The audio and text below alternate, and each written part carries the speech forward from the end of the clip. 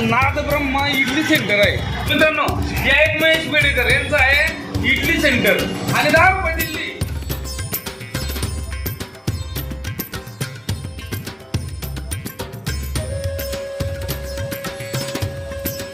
मित्रांनो पाहू शकता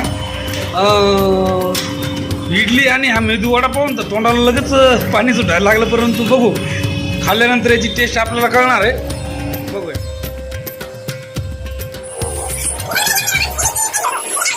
म्हटल्यानंतर खाऊन बघितली पाहिजे नाही का.